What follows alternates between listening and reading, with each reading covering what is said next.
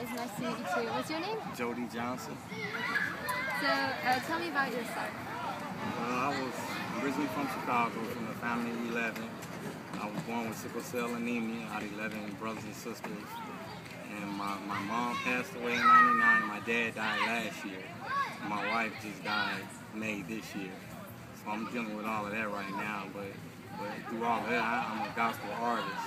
I'm in the process of finalizing my 10th album dedicated to my wife's honor.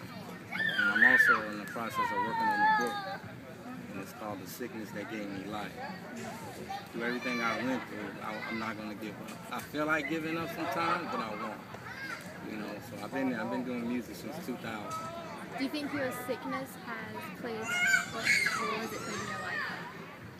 Actually, my sickness was a determination for me because doctors gave me the death sentence of 18. They told me I'd be lucky if I make 18. I'm 45 years old today. I have a birthday next month. So I'm here for a reason. You know, I'm all about helping other people do my ministry, do my music. You know, and who would ever thought I would lose my wife after 25 years? But just a reason behind it. I don't know why, but you know, my girls, I have 2 girls. I gotta be here for them. I feel like giving up, trust me. I feel like giving up because everywhere I turn, this door slams in my face. Since my wife died, everything is going downhill. You know, so I'm in the process of looking for a place, trying to get my girls back in college. So that's where I'm at right now. Yeah. So, also, why are you here today? Was there any specific reason why? Actually, I got invited by Terry Boykins. He heard about me. I just met him today, but he heard about me through a friend. You know, that's how I got. And I want to be a part of what's going on because I wrote a song about fathers called Family Man. So it's going perfect with what they're doing today. So I just want to be a part of it. Yeah, like share my experience. Right. So speaking of the song you wrote, I really enjoyed it. Can you tell me if there's any, like what inspired you to write it? My wife, actually, because she let me know what type of man that she wanted me to be. And I started working on that. And then she helped me, you know, get the song together and it just became a good song. Actually, my wife and the Bible, I got a lot of inspiration from the Bible. And then also my father. He worked 2 and 3 jobs to make sure we had a birthday, a Christmas, food. He was a good father. He just passed away from diabetes last year. So I suffered a lot of loss. Yeah. How do you plan on positively influencing your daughters' lives? Has this like helped you by any way, these like little training sessions? Exactly, by not never giving up or quitting or just neglecting them. Say, oh, I can't take care of y'all. I give up. I'm leaving. I'll never do that. Yeah. I'll never leave them. You know, I'll die for my kids. I would die for my kids. And I told my sister that she got mad at me.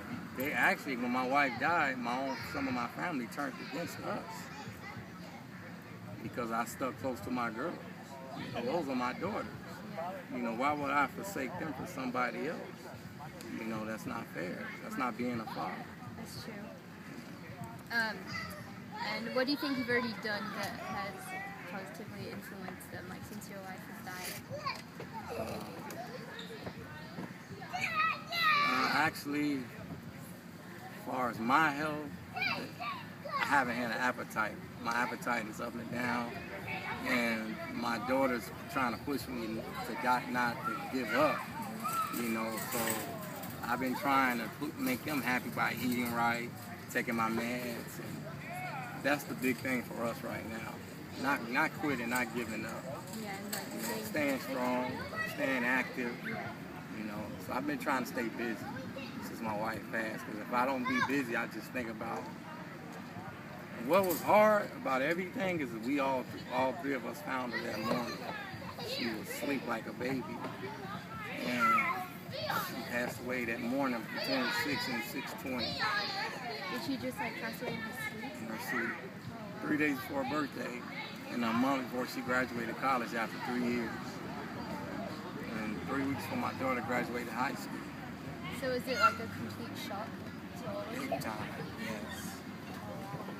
I thought I was going to be the first one. Being born with sickle cell, I thought I was going to die first. But God has a better plan. That's why I believe I'm still here. Do you think that losing your life and everything has made you realize how like valuable life is? Yes. And made you want to stay closer with your daughter and have a stronger bond with them? Yes. Making sure they get around the right positive people. And right now, my desire is not even get married again because I don't believe no woman can take her place. She was a virtuous woman. I mean, not saying I may not down the line, but right at this moment, that's not even on my mind. You know, I just want to carry the torch on what she wanted to do. Her desire was to open up a business, and I'm going to do that, you know, in her honor. I also heard you say during your presentation or like funeral show thing that your daughters were able to achieve 4.0 GPA throughout high school? Yeah, both of them have an all-A's 4.0 honor roll. They made the honor roll every year until they graduated. Oh, that's great. How do you manage to teach them the importance of education and being knowledgeable?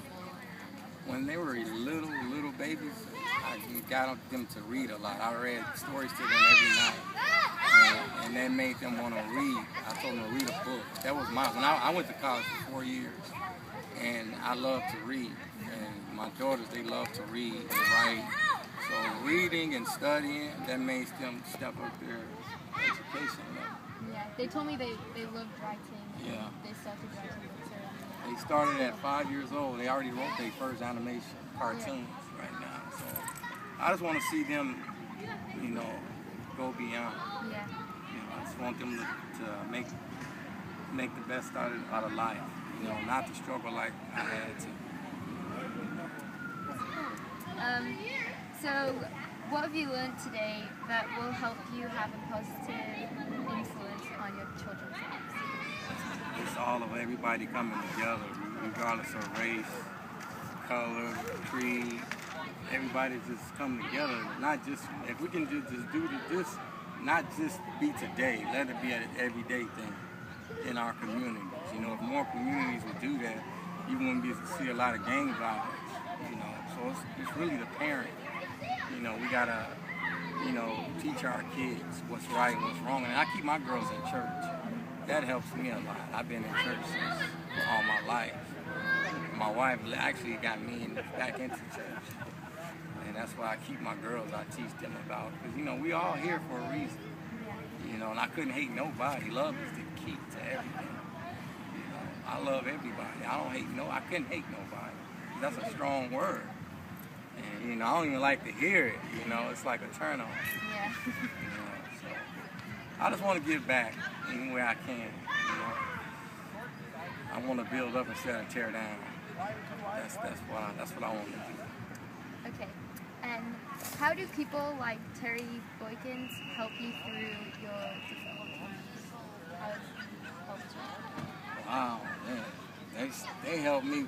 Terry helped me by allowing me to come here and share my story, and to meet people like you guys, different people here that I never met before, and they have a plan for me after this. There's going to be other resources that they're going to help us with. So we're going to take it all the way, you know, to the finish line. So what do you think the community does, like as a whole, to help you and your family? Let me know that they care. Yeah. You know, just coming up to me, let me know, you know, we're here with you. You know, you're not by yourself. And you know, does that like help you guys a lot? that like makes mentally? it keeps me going. Let me know somebody like my family. Some of my family don't care. I have strangers that care more than my own family. You know. Well, that's good. And then the last question I have for you is, what advice do you have to other fathers who may have gone through a similar situation to us to kind of help them through what you think is most important piece of advice you wish you had had? Like my father always told me, you know, especially if you're a single father, never forsake your kids. You know, always be there for your kids. Get involved with what they're doing in school. Because I went to all my kids, you know, parent meetings, open houses, because that's important to a kid. Like my daughter, they certain things a kid would never forget.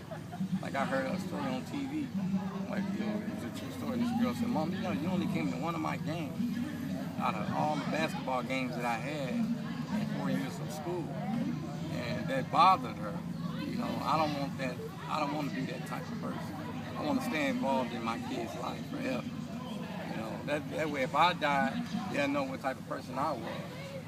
You know, I want them to marry the right person, not an abuser, somebody that's not just financially provider, but mentally, spiritually. You know, just be there as a whole.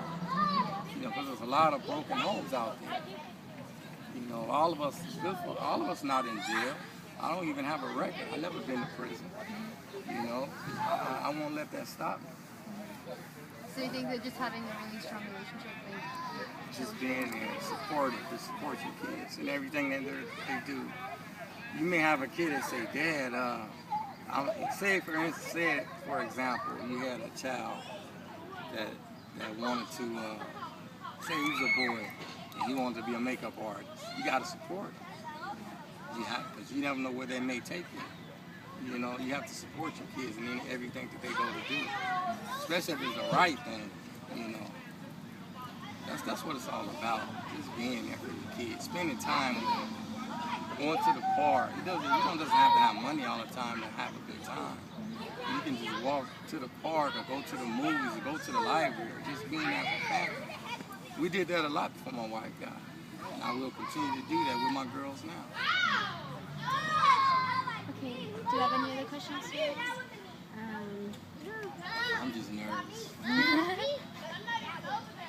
Well, thank you for opening up about I appreciate it. I know it's kind of hard to talk It's about. tough, yeah.